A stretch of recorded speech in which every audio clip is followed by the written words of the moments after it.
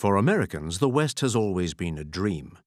4 states make this dream come true: Arizona, Nevada, Utah, and along the Pacific coast, California. In the far west, the land is a vast open book. Every stage of its formation, every step in its evolution, every accident on its journey are spectacularly visible. In some places, massive erosion allows us to see the rocks as they were at the birth of the planet. A breathtaking descent into the very heart of the Earth.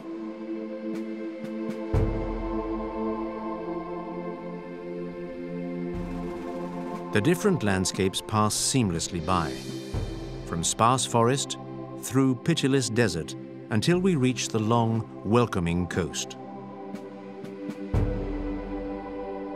The hot, arid climate has forced the plant species to adapt. Some of them, like the Joshua tree, exist nowhere but here. Mother Nature presents herself through breathtaking scenery. Since the dawn of time, she has produced a non-stop spectacular which leaves man speechless. Men flocked here to create towns like Los Angeles and San Francisco, both lying on the Pacific coast. In the time of the gold rush, they stood for the hope of a better life. It was, in fact, the certainty of a harder life. From every corner of the land came the pioneers.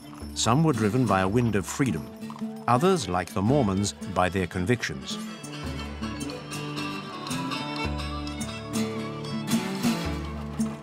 Slowly but surely, the land was conquered by a resolute breed of men. Their name has entered into legend, the Cowboys.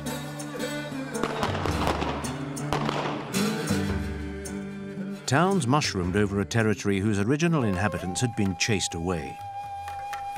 American Indians today still live with the memory of their proud ancestors. A rich and eventful past, written forever in stone.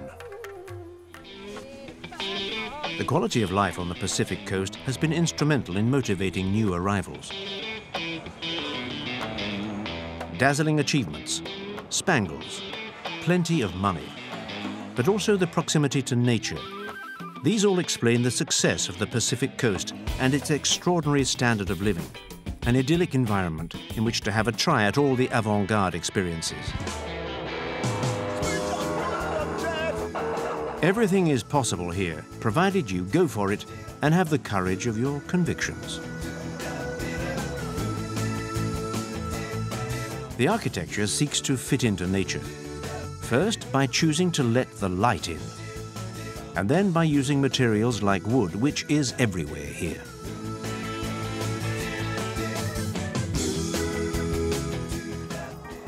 Despite the aridity of the climate, intensive irrigation allows the use of lands that would otherwise have remained as deserts.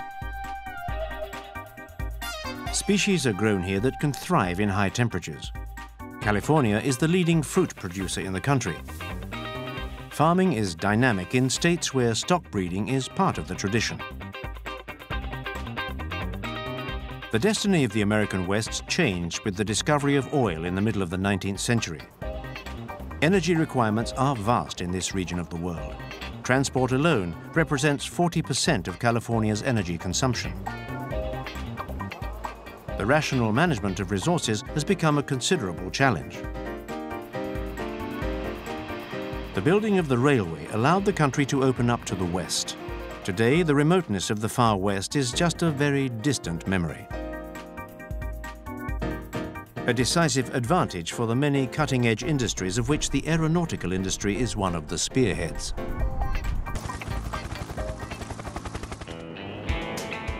The density of the road network, the magnificence of the natural landscapes, and the wealth of the cultural heritage with traditions that are still alive and well. All this gives the American West a huge power of attraction. The favorable climatic conditions and the contact with nature attracts vast numbers of visitors. Large-scale tourism sometimes brings with it excesses, but fortunately in the American West, these are infrequent. Driving on roads like the famous Route 66 is a simple, direct, and democratic way of discovering this part of the United States.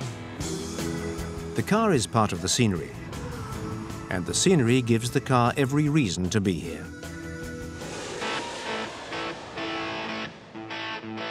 There are never enough adjectives to describe Los Angeles, a town that is among the biggest in the world. The motorways, the freeways, are the vital arteries of this gigantic conurbation. You have to drive about 100 kilometers to cross it from north to south. Los Angeles is in fact made up of several towns side by side. However, there is a town center, downtown, with its forest of office blocks. There's no lack of space in Los Angeles. The decision to build skyscrapers was rather one of functionality than of necessity. Artistic expression finds seductive possibilities in Los Angeles. Walt Disney's family participated in financing an exceptional concert hall. Rich patrons share their passion for the arts. It has almost become a fashion phenomenon here.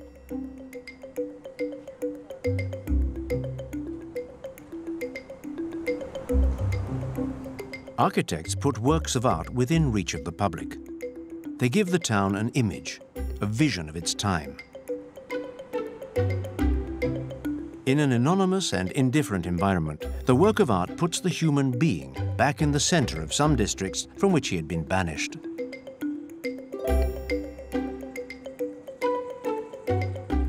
The old City Hall, center of the town's local government, retains a human dimension in an oversized town. Some quarters of Los Angeles have names that serve as signposts.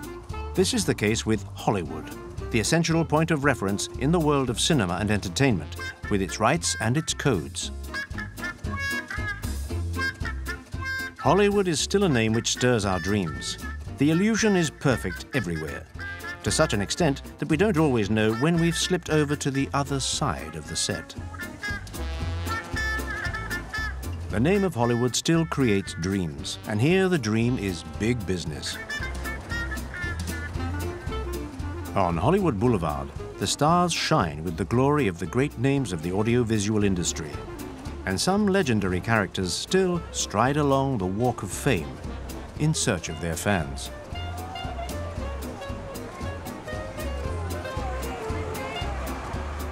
There's something for every cinematographic taste. Everyone finds something he's looking for. Along the star-spangled boulevard outside Grauman's Chinese Theatre, the cinema where they show all Hollywood's great premieres, the stars leave in the wet cement the print of their hands, their feet, or their paws. For some, the Hollywood dream extends into a famous residential district, Beverly Hills. Here, the size and the cost of the houses reflects the renown of those who live in them. In Beverly Hills, there are so many outward signs of wealth that they don't always attract attention.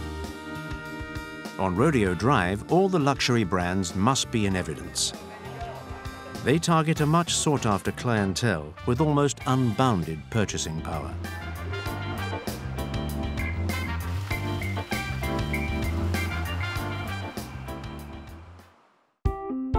The Beverly Hills mountain range tumbles into the sea at Malibu. Some of the great fortunes of cinema have chosen to live here along the Pacific Coast Highway.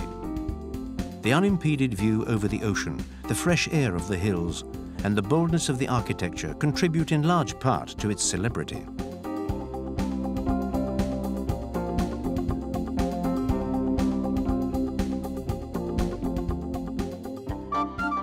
A Roman road a stone's throw from the Pacific. In California, all extremes are possible, and history can take some startling shortcuts. John Paul Getty's Roman villa was raised to the glory of one man and his lifetime passion for antiquity. The billionaire built the replica of a sumptuous villa that was buried under the ashes of Vesuvius. Only his collections of objects of Roman, Greek, and Etruscan antiquity are exhibited here. Formerly, the villa housed some of Getty's other collections, but these are now exhibited in the Getty Center. As you go through the house, you see mosaics and frescoes, one after the other, in an infinite wealth of details. The perfumed garden is similar to those found in most Roman houses.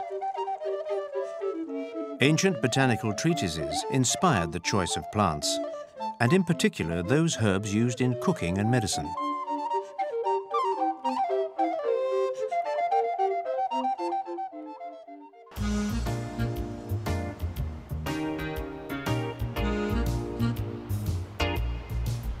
The Pacific provides the coast with an unlimited sports playground. The surfers know the slightest currents. Here, the ocean is a way of life.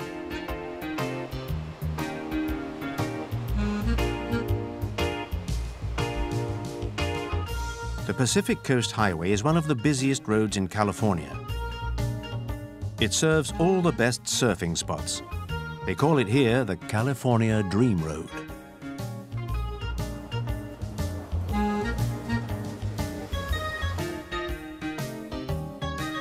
The Santa Monica Beach stretches for 5 kilometers.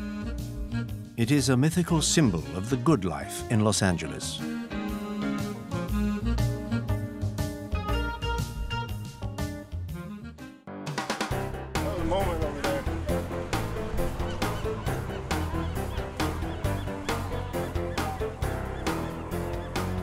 The sand is a delight, but it also encourages the intensive practice of sports around Venice Beach. Bodybuilders have made this their focal point in a setting that is reminiscent of Venice.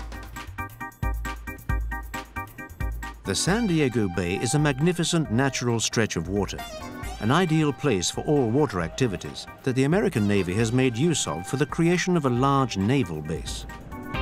The installations are on the Coronado Peninsula. The peninsula is linked to the town by a bridge which is high enough to allow large ships to pass underneath. The approach to San Diego by air is just as spectacular because the airport is in the center of town.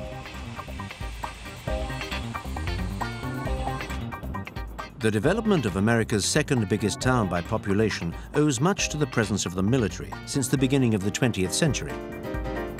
As in all the large American towns, the center, downtown, has an upward profile. However, San Diego's earliest architectural references are very European. Historic heritage has been preciously conserved. A number of Victorian houses that originated in different districts of the town have been brought together on one of the hills.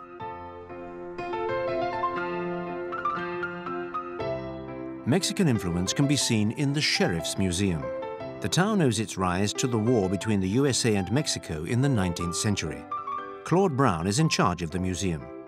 The town was formed after the Mexican War, and this became part of the state of California. And the town had about 500 people. This was the town. The 8 blocks that way, and maybe the 500 residents all lived here, worked here, and that was the beginning of San Diego. Today, the resources of the San Diego police are largely used to combat the illegal immigration from nearby Mexico.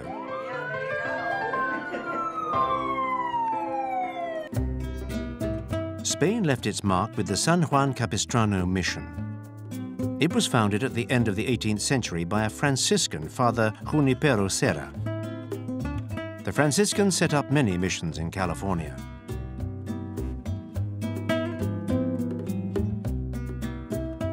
The San Juan Capistrano mission, and particularly the chapel dedicated to its founder, are among the oldest buildings on the West Coast. The Spanish had settled here before the creation of the United States, and along with immigration, that explains the great vitality of Hispanic culture in California. When you leave San Diego by the northeast, you leave behind the Mexican border and the comfortable shores of the Pacific. The highway takes you towards the Colorado Desert. Slowly, the landscape changes, and the towns are further and further apart.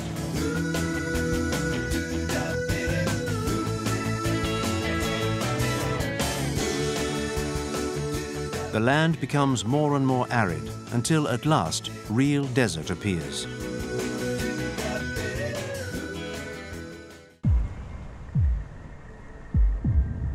Suddenly there's something moving on the horizon. Hundreds of wind turbines beat the air in a constant rhythm. Thomas Covey was there when the wind turbines were set up in the desert. And we're out here in the wind park. It's called the San Gargonia Wind Park. One of the very first places in the United States to actually have wind power. Started out here in about 1982. It was after the energy crisis back in the 70s where we started experimenting out here with wind power. Wind turbines here range from 300 feet to about 385. There's a couple of them now that are right at 400 feet. The power that's delivered from these machines is by each farmer. It goes into the grid. It goes into the 11 western United States grid. And this electricity that's generated here is distributed all throughout the western United States through a series of power lines and substations throughout Southern California. The San Jacinto mountain range rises to 4,500 meters. By the time you've reached the top, you've gone through 5 different ecosystems, and the temperature has dropped 30 degrees. In the valley lies the town of Palm Springs. Many cinema stars have lived there because of the contracts that bound them to Hollywood. Well, it turns out that Palm Springs is 95 miles away, so this is as far as they could go from Hollywood and still be bound to their contract. So this became the playground of the stars, mostly through the 50s, 40s, 50s, 60s, partly in the 70s, but nowadays the movie stars go farther away. They're not under contract any longer. They go down to the southern part of the valley, La Quinta, Palm Desert, in that area. The palm trees gave Palm Springs its name, and the stars who stayed there made it famous. Well, now we're at the home of Frank Sinatra, and this house was built. It's called the Twin Palms. Elvis Presley was also a regular in Palm Springs. This house was purchased by him in 1967. He spent a lot of time out here. As a matter of fact, he has a recording studio in the house and recorded several of his singles right here. Elvis Presley had over 20 different homes in the USA alone. Besides the legendary Memphis in the state of Tennessee, California is one of the places he stayed most often.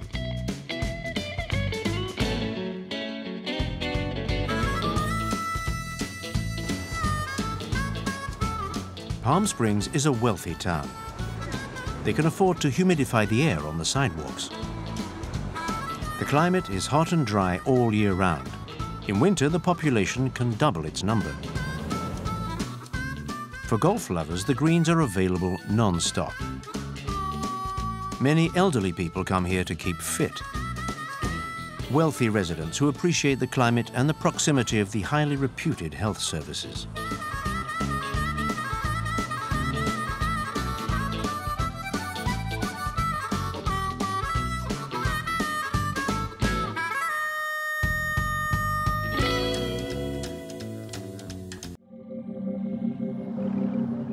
As you get away from the palm trees of Palm Springs, the vegetation starts to change.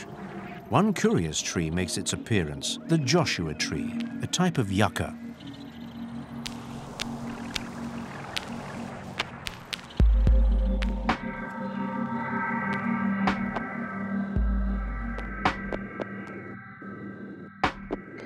The Joshua tree has long branches, which are said to have inspired the Mormons when they named this tree-cum-cactus. In fact, they compared the branches to the outstretched arms of the biblical character Joshua, pointing out the way to the Promised Land. In Joshua Tree National Park, the rocks too reveal their particular origin. It's a veritable chaos of granite that results from the processes that form the rock and from the effects of erosion.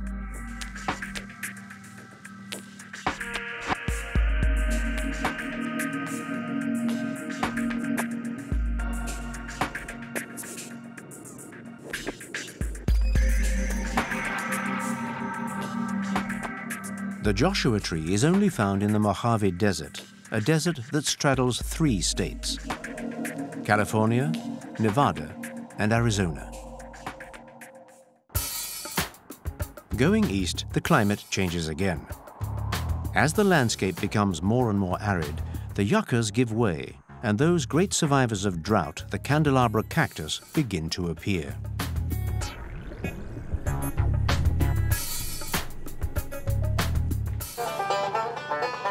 In the second half of the 19th century, the town of Prescott was the first capital of Arizona. In their own tempo, they keep alive the color of the far west. Boot style is called a Tejas, or Hollywood style, and it was especially popular during the dude ranch period of the 30s and 40s. A lot of dude ranches in Arizona, and this boot became popular because they could have a ranch scene tooled in leather on the top, and it would be like a big canvas that would have it all. So we got the Arizona Star, kind of a desert color motif is what I was going for. Nothing real terribly bright.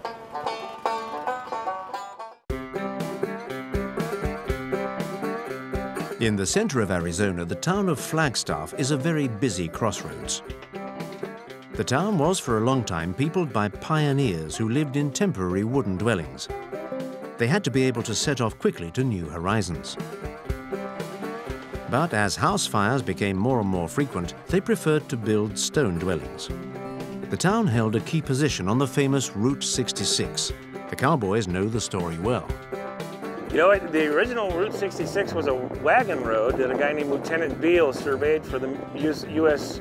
Army, basically, in 1857. And they actually used camels instead of mules. And they surveyed the road, and that became a wagon road.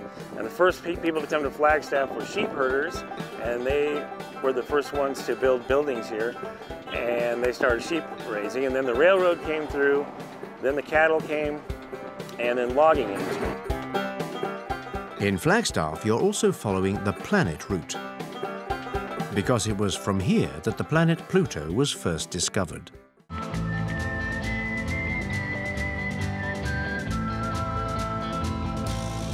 Flagstaff lies at the crossing of various routes of communication and right in the middle of Indian territory. Throughout history, numerous Indian peoples have exerted their influence in Arizona, and their culture has left its marks.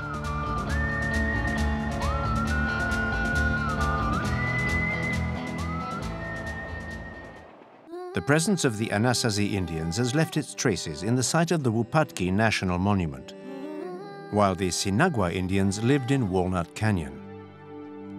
Built into the cliff, the Pueblo, the Indian village, was inhabited from the 12th century on. But the presence of men in the region goes back several thousand years. They were probably able to enjoy land made fertile by volcanic eruptions.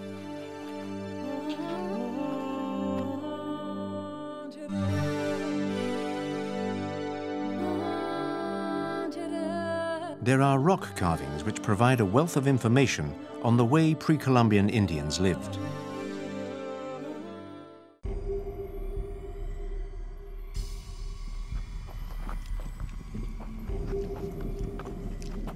In the Petrified Forest, tree trunks have been set rigid for 200 million years. In a region which was very wet, fallen trees were protected from decomposition by minerals which penetrated the wood, thus preserving its structure and appearance.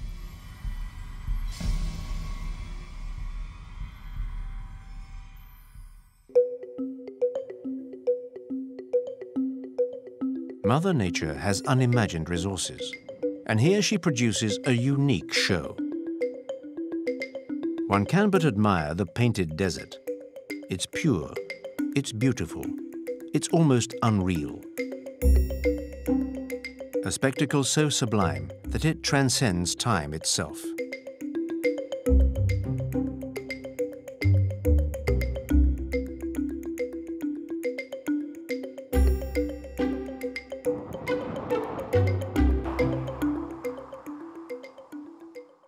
To the north of Arizona, Utah also possesses an innate sense of showmanship. With its wide, uninhabited open spaces, this state seems to be entirely given over to nature on a theatrical scale. The color is the first thing that strikes you, a blaze of color that the vegetation can't conceal.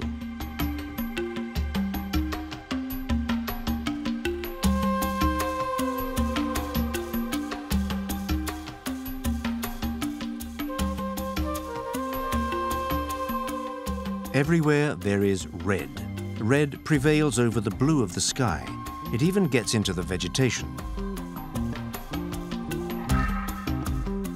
At first sight, you might think that a great fire had exposed the area of Sedona to searing temperatures. Everything there is red, a red inspired by the omnipresent rock. Visitors feel an almost mystical emotion as they visit these monochrome surroundings.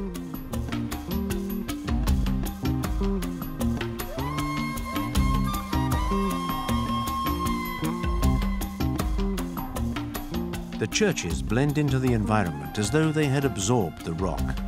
A fine lesson in imitation. The aeroplane, of course, is red.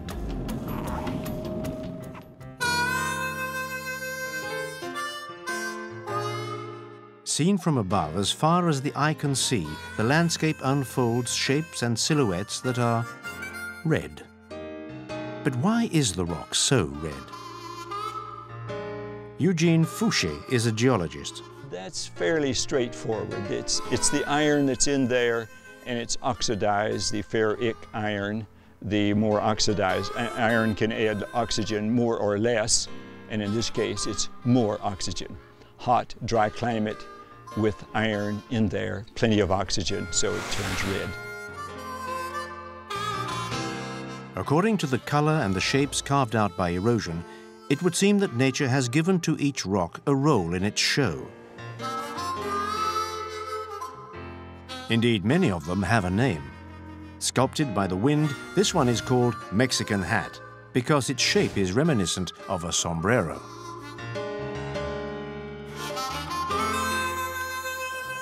Here the rock is very creative, but the sky has played its part.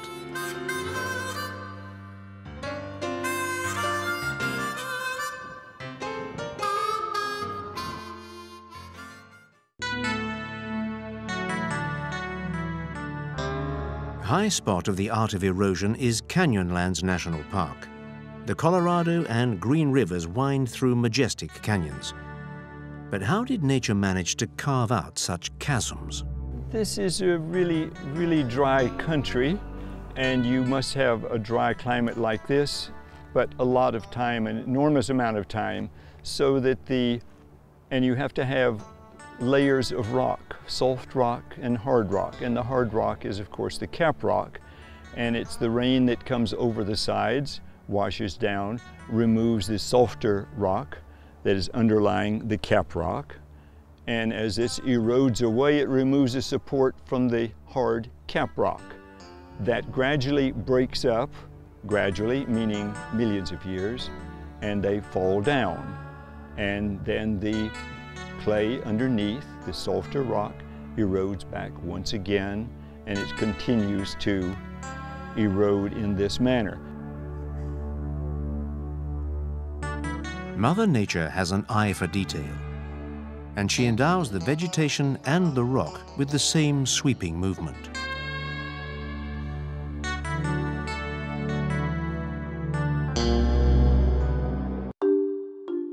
Sometimes man adds his grain of salt to nature's production. In a potash mine, the evaporation ponds take on the appearance of tropical lagoons. But where do the incredible colors come from? Gregory Smith. Color is the result of sky reflection, because as the sodium chloride or potassium chloride precipitates, both of them are white in color, and the formation of a layer on the bottom of the pond then lets the skylight be reflected. The potash comes from the potassium concentrated in the region's rocks.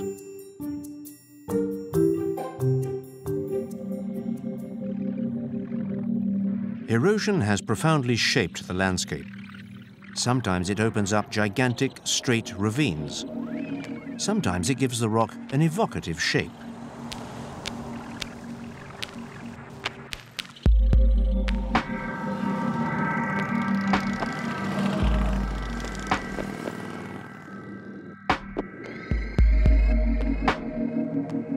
Fantastic rock shapes fire the imagination.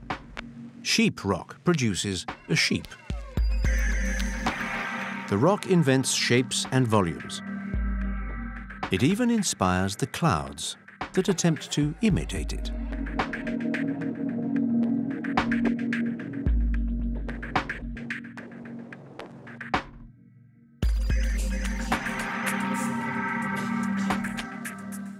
When you get to Arches National Park, you enter the kingdom of the arches. The arches up in the Arches National Monument are a classic example of where you have a massive sandstone layer, like so, with a lot of vertical joints in it. The vertical joints erode out, leaving a block of sandstone, like so, and then the erosion gradually cuts in from each side, wind and water eroding that, water dissolving the silica cement, and the wind blowing it away. You have to follow a rugged itinerary through rocky outcrops. Shade is rare, and the blocks of sandstone, compressed sand, throw back the heat during the day. When hikers arrive, they're rewarded with an astonishing show. The high spot is Delicate Arch, an archway that's a completely freestanding cutout, and one that fascinates anyone looking for stunning pictures.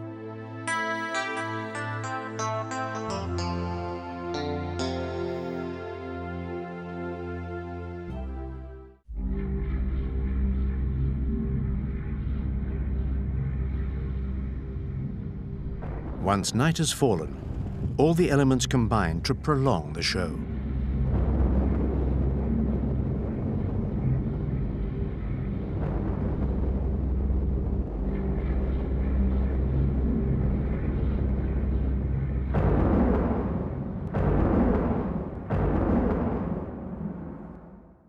The natural beauty of the American West marks out the stages in a legendary history.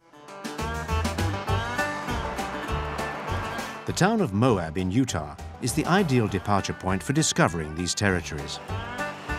In the middle of the 20th century, the discovery of uranium brought a lot of people here. Since then, Moab has got used to receiving large numbers of visitors. Rafting fanatics set off from here down the Colorado. They launched themselves on a descent that is numbered among the great classics of its type. Even if each person goes at his own pace, they're sure to get a thrill.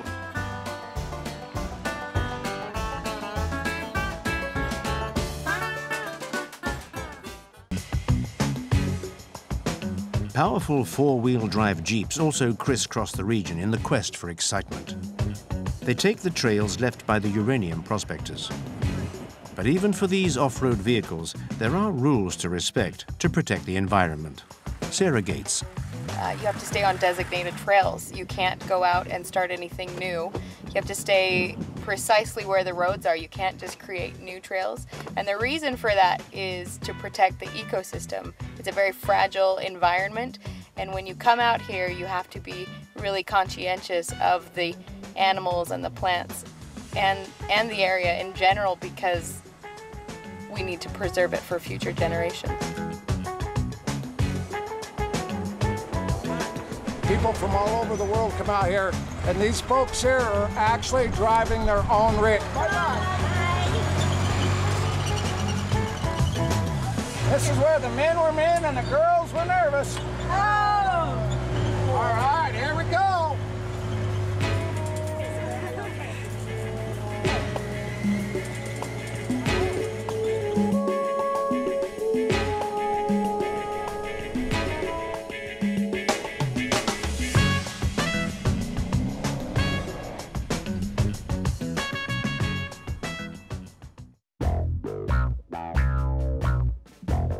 The The American West was teeming with dinosaurs. Today, you can still come across many of them, but they may not all be genuine.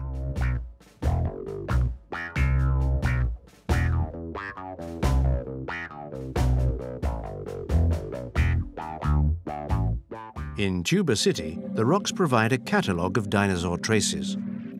This is all from the Jurassic period of time, roughly about 65 to like 70 million years old.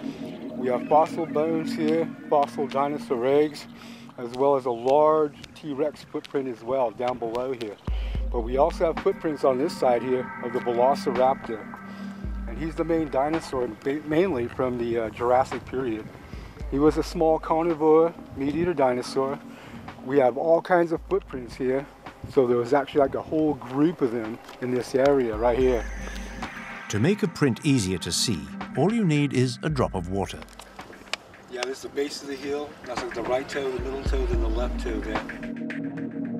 The T-Rex, or Tyrannosaurus, was probably the largest carnivore in creation. Some people believe that it was not the terrifying predator depicted in films. It may have been just a scavenger. Yeah, this is the female Dilophosaurus dinosaur footprint here. This one's really clear. And the smaller prints here, these are baby dinosaur footprints here. Actually, a baby dinosaur and a mother dinosaur walking together.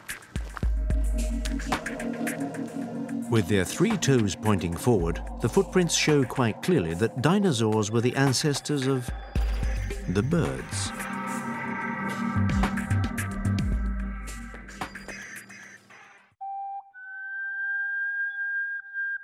Within the borders of Utah and Arizona, we can clearly appraise the majesty of a territory that remains above all Indian territory.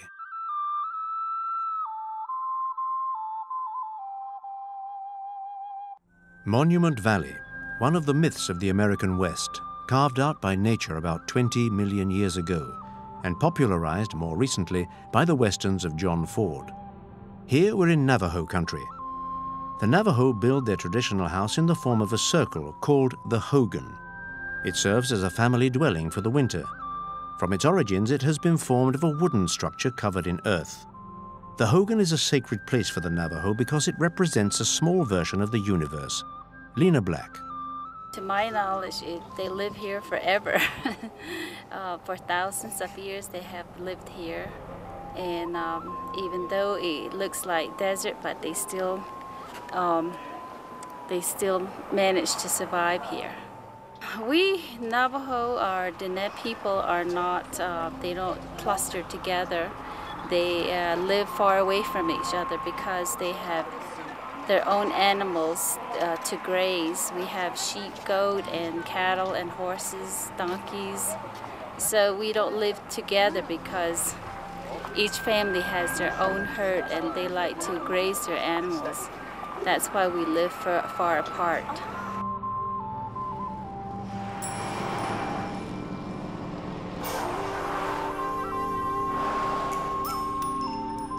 The Navajo occupy the largest Indian territory in the United States.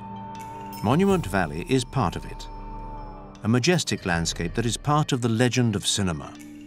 Many major films have been shot here. Westerns, of course, but also science fiction films. It's an extraordinary setting that has become a reference for cinema buffs. So it's no surprise when you come across people on horseback.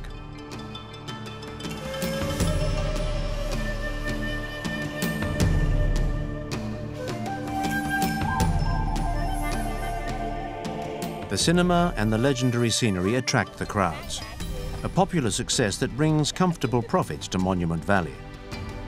The economic benefit is managed by the Navajo, a just reward. At least it allows the craftsmen to maintain their traditions.